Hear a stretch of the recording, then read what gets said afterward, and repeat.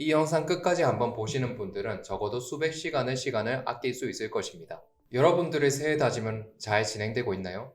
앤스케이프를 제대로 공부해야지 라고 생각했던 분들을 꾸준한 도전을 돕기 위해 이렇게 영상 하나 찍어봅니다. 방학인데다 한참 버프가 오를 지금 여러분들은 어떻게 해나가고 계신지 정말 궁금해집니다.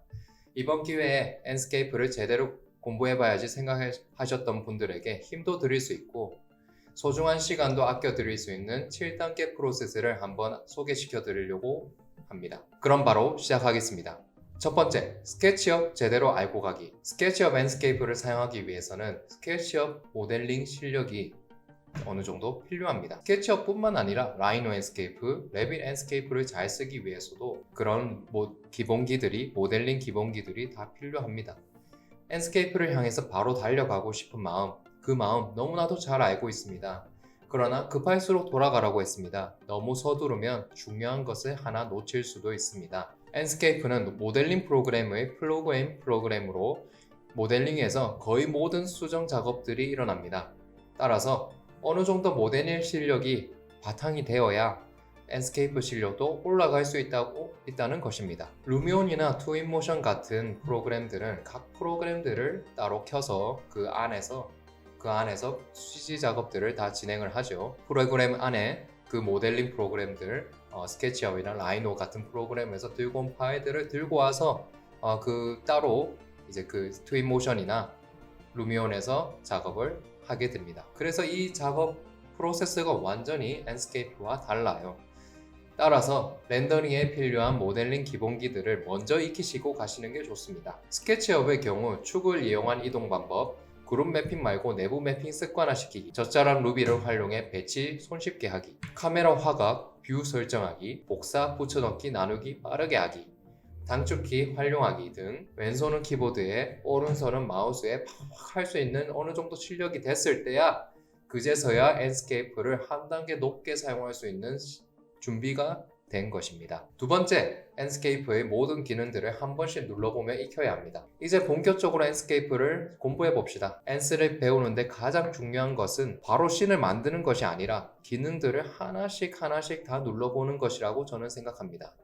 헬렌 켈러가 공부했던 방법을 한번 생각해 볼까요? 헬렌 켈러는 물을 나는 것을 공부할 때 책으로 공부하지 않았습니다. 글로도 공부하지 않았어요.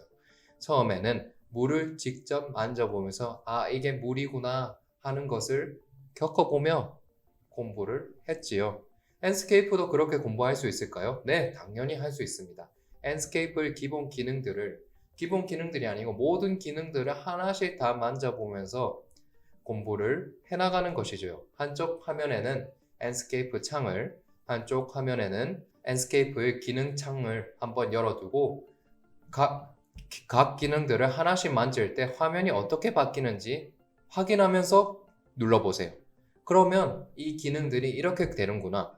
이렇게 하면은 이렇게 되는구나. 저렇게 하면 저렇게 되네.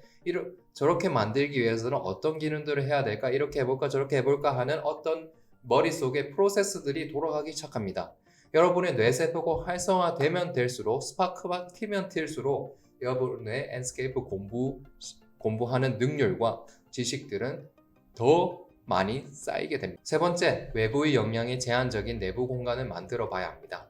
가만히 지켜보면 렌더링 공부를 할 때 우리가 하는 한 가지 편견이 있습니다. 바로 실내 인테리어 디자인 학과와 건축학과 학생들이 가지고 있는, 혹은 인테리어 실무자들과 건축사무소 실무자들이 가지고 있는 한 가지 편견이에요. 난 실내만 하니까 실내 투시도만 공부하면 되겠지. 난 건축만 하니까 외부 투시도만 하면 되겠지 하는 이 생각입니다. 이 생각이 왜 잘못됐냐라고 말하자면 이렇게 이 내부 투시도, 외부 투시도 이 두 가지로 나누게 되면 결국 그 사람은 반쪽짜리 렌더러밖에 되지 못합니다. 실무자들은 익히 알고 있겠지만 사실 건축이라는 곳에서 내부 공간과 외부 공간의 그 경계선이 굉장히 모호합니다. 실무에서도 외부 건축을 하지만 내부까지 해버리는 팀도 있고, 외부에서는 건축을 시작할 때 내부 인테리어 팀도 같이 회의에 들어와서 작업이 이루어진다고도 하니 건축과 인테리어 경계선은 사실상 그렇게 명확하지 않다고 볼 수도 있습니다. 그런데 이런 상황에서 렌더링도 이 내부 투시도, 외부 투시도만 나누게 되면 정말로 반쪽짜리만 되는 것입니다. 외부를 찍다가도 내부를 찍을 일이 있고, 내부를 찍다가도 외부를 찍을 일이 있고, 내부를 찍다가도 외부의 어떤 설정을 만져줘야 될 일이 있고, 외부를 찍다가도 내부의 설정을 만질 일이 있는데, 내가 인테리어 작업자니까 내부 투시도만 해야지, 내가 건축하니까 외부 투시도만 해야지 했다가는 이 상황이 닥쳤을 때 외부 투시도를 찍다가 내부 투시도를 만질 때 그렇게 하질 못하고요. 내부 투시도를 찍다가 외부를 만져야 될 때 그렇게 하지 못하게 됩니다. 그러면 그 사람의 작업물 갭이 굉장히 커지게 되고 결국은 그 사람의 능력은 평가절하받게 되는 것이죠. 따라서 여러분들이 렌더링을 배울 때 어떤 필드에 있든지 이 두 가지를 구분하지 마시고 한 가지 렌더링 과정으로 보시고 공부하시는 것을 권장드립니다. 그런데 이거를 모든 걸 한 번에 다 할 수는 없겠죠. 그래서 첫 번째로 해야 될 것은 내부 공간 중 창문이 한쪽 면으로 나 있는 우리가 흔히 만날 수 있는 상공간을 한번 해보시면 좋습니다. 낮일 때 외부빛은 내부 공간에 어떻게 들어오는지 한번 살펴보시고 또 적용도 한번 해보세요. 밤일 때 이 내부빛으로만 씬을 어떻게 만들 수 있는지도 한번 해보는 것이죠. 그 과정에서 여러분들은 많은 것을 배우실 수 있을 것입니다. 그리고 내가 만든 씬이랑 실제 공간들이 어떻게 차이 나는지, 어떻게 하면 실제 공간처럼 보이게 할 수 있을지도 한번 해보시면 좋습니다. 그 과정에서 여러분들의 실력은 늘 수밖에 없습니다. 네 번째, 외부의 영향이 다수인 내부 공간을 만들어 봐야 합니다. 이번에는 외부 영향이 다반면으로 오는 공간을 한번 만들어 봅시다. 개인적으로 이런 공간이 렌더를 잡기가 굉장히 까다로워요. 내가 생각했던 방식과 실제 공간을 사진을 보면은 전혀 다른 방식으로 표현될 때가 있습니다. 이 간극을 좁히면서 빛에 대한 이해를 해나가시면 좋습니다. 특히 이런 다양한 빛의 공간이 있도록 텀을 두고 여러 번 작업해 보시는 것을 권장드립니다. 첫 번째 했을 때는 선브라이트니스를 조금 약하게 하고 나머지 빛들로 채워봅시다. 두 번째 할 때는 이거와 정반대로 선브라이트를 굉장히 높여서 이거 2배, 3배, 4배, 10배도 좋습니다. 아주 강하게 해서 나머지 빛들을 채워보는 거죠. 이 두 가지 방법은 어느 것이 맞다고 할 수 없습니다. 각각의 방법이 다 정답인 셈이지요. 이 과정을 통해서 여러분들이 나한테 맞는 건 요런 거 같다 라는 어떤 스타일을 찾아가시는 과정으로 해보시면 좋을 것 같습니다. 다섯 번째, 외부 투시도를 만드는 과정입니다. 내부 투시도와 외부 투시도는 굉장히 달라 보이지만 사실은 굉장히 비슷합니다. 내부 투시도를 만들기 위해선 내부 공간 배치를 막 하고 모델링도 디테일하게 하는 것처럼 외부 투시도도 마찬가지로 외부 투시도 씬에 맞는 어떤 배치들을 하는 것이 프로세스 자체는 같습니다. 렌더링 설정도 거의 비슷한데 한 가지 차이점이라고 한다면 외부 투시도에서는 내부 투시도와 다르게 천장이 없다는 거죠. 이 천장이 없이 외부 공간에 외부 빛이 직접적으로 받으면서 어떤 내가 만든 피사체를 제대로 보여줘야 한다는 것이 한 가지 다른 점이긴 합니다. 앞서 나온 예시 이미지를 생각해보면 거기서 천장이 아예 없는 것이라 생각하면 간단하죠? 여러분이 평소에 눈여겨보고 있거나 공부하고 싶었던 건물을 직접 모델링을 한번 해보면서 한번 해보세요. 혹은 아주 유명한 건축물이라면 누군가가 만들어 놓은 건물이 있을 수도 있습니다. 그거를 한번 다운받아서 내가 원하는 방식대로 한번 씬을 구성해 보도록 합시다. 그리고 내부 투시도에서 했던 것처럼 렌더링 값도 한번 만져보는 것이에요. 값이 제대로 나오지 않는다면 건축 CG 작업자들이 한 것 중에서 내 건물과 비슷한 스케일로 한 것 중 내 스타일, 내가 해보고 싶은 어떤 작품들이 있다면 그것도 한번 레퍼런스로 들고 와서 한번 따라해 보세요. 구도, 카메라 각도, 화각, 씬 표현까지 한번 분석을 해서 내 작업에 한번 적용시켜 보는 과정, 이 모든 과정들이 다 공부하는 과정입니다. 저도 그렇게 연구도 많이 하고 있고요. 건축 사진가들을 작품 중에서 찾는 것도 좋습니다. 오히려 더욱 권장드립니다. 결국 실제 같은 렌더를 찍기 위해서는 우리는 결국 현실 세상을 모방할 수밖에 없으니까요.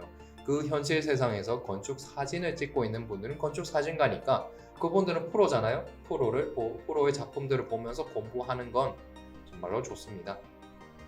분석과 연구 그리고 피드백을 통해서 여러분들의 실력을 한번 키워보세요. 여섯 번째, 이제까지와의 것들과 다른 다양한 렌더링을 제작해보세요. 이제 여러분들은 어느 정도 앤스케이프를 다룰 수 있게 됐을 것입니다. 한 단계 더 스텝업 하기 위해서는 앤스케이프를 가지고 다양한 렌더링을 찍으며 놀아봐야 합니다. 다이어그램, 단면 투시도, 아이소메트릭 등 학생 설계 혹은 실무에서 만날 수 있는 다양한 렌더들을 한번 enscape로 다양하게 찍어보세요. 인스타그램이나 핀터에서 본 좋은 레퍼런스가 있다면 그대로도 한번 따라해보세요. 따라해보면서 나만의 방식으로 변형도 한번 시켜보세요. 그러다 보면 어느새 enscape로 많은 작업들을 했을 것이고 여러분들은 enscape 초보에서 이미 벗어났을 것입니다. 마지막 7번째, 다양한 사람들과 작품을 공유하고 피드백을 한번 해보세요. 나 혼자만 공부하고 작품을 숨겨둔다면 어떻게 될까요? 인스타그램 비공개 계정에 나만 보기로 올려둔다면 뭐가 어떻게 될까요? 내 부모 눈에 자기 자식은 언제나 예쁘고 멋지다고들 하죠. 내가 만든 작품도 마찬가지입니다.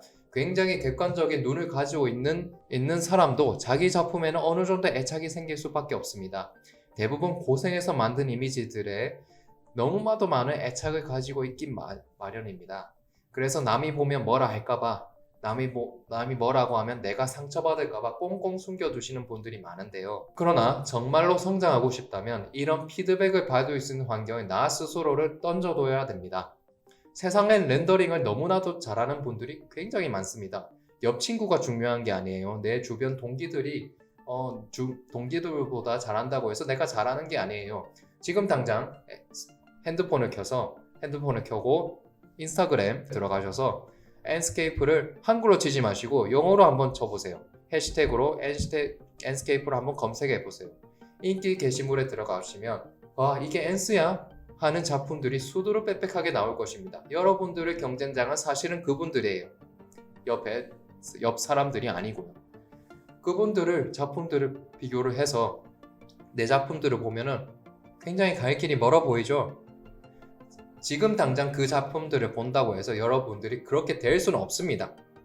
아무것도 하지 않았는데 여러분들이 그렇게 될 수는 없죠. 하지만 여러분들의 눈을 굉장히 높게 잡아둔다면 여러분들의 뇌는 자연스럽게 그것들로 따라가게 될 수밖에 없고 그것들을 향해 가고 싶은 마음이 점점 커져서 공부를 하게 될 수밖에 없습니다. 연구를 하게 될 수밖에 없고요. 그렇게 되면은 여러분들의 실력은 점점 올라갈 수밖에 없습니다. 그리고 여러분의 피 같은 작품들을 사람들에게 공유해 보세요. 그리고 다양한 피드백들도 받아보세요. 그 중에서 나를 괴롭히는 어떤 피드백들도 있을 수 있습니다. 나를 불편하게 만드는 피드백들도 있을 수도 있어요. 그렇다고 바로 기분 나쁘다고 바로 키보드 배트에 붙지 마시고요. 그거 아닌데 라고 하지 마시고 한번 너무 기분이 나쁘다면 한번 다른 일을 하다가 돌아오세요. 그리고 한번 간간히 생각을 해보시면 그 피드백이 그 사람 말하는 게 좀 그랬지만 좀 내용 자체는 피드백 자체는 괜찮은 것 같아 라고 생각을 드신다면 그 피드백을 한번 다음 작품 혹은 그 수정 작품에 적용을 한번 시켜보세요. 그 과정에서 그 피드백이 정말로 괜찮은 것이었다면 올라갈 수도 있겠죠. 내 실력이 정말 올라갈 수도 있습니다. 혹은 그 과정 피드백 하는 과정에서 내가 생각해보니까 그거 말고 그렇게 하는 거 말고 이렇게 해보면 더 좋을 것 같은데 라는 어떤 이 사고 과정이 일어나는 순간 여러분은 실력이 향상되는 것입니다. 어떤 작품이 보이면 궁금한 것은 무조건 물어보세요. 감탄만 하지 여러분 정말 잘하셨네요 라고 끝내지 마시고요. 궁금한 것이 있으면 무조건 물어보세요. 물어본다고 누가 혼내지도 않고 무례하다고 생각하지도 않습니다. 그런 분들 댓글 달아주지 않겠죠. 그러나 대부분은 많은 분들 댓글을 달아줍니다. 친절하게도. 그러면 많은 것은 질문하고 궁금한 것도 묻고요. 다른 사람들이 내 작품에 궁금한 것을 물어봤다면 숨기지 마시고 다 드러내세요. 그 과정에서 내 머릿속에서 뒤죽박죽 돼 있는 것들이 정리되기도 하고 내 머릿속에 있는 어떤 지식이 지워져 가고 있는 지식들이 다시 끄집어내면서 장기 기억으로 전환됩니다. 그 과정에서 여러분들의 실력은 향상될 수밖에 없습니다. 여기까지 enscape를 공부하는 7단계 프로세스에 대해서 알아봤습니다. 이 모든 과정들을 혼자 하기 힘들다면 건축교육 플랫폼 레터스의 스케치업 enscape 사용 설명서 제 강의입니다. 로 같이 한번 공부해보세요. 이때까지 말씀드린 7가지 프로세스가 모두 녹아있는 강의이니까 여러분들의 enscape 실력 형성에 큰 도움이 될 것이라고 저는 생각합니다. 총 10시간 7개의 예제로 조금 빡센 수업이니까 제대로 도움받고 싶은 분들은 한번 도전해보세요. 저는 오늘도 여러분들의 발전을 위해서 힘쓰도록 하겠습니다. 오늘도 화이팅입니다. 행복한 하루 되세요.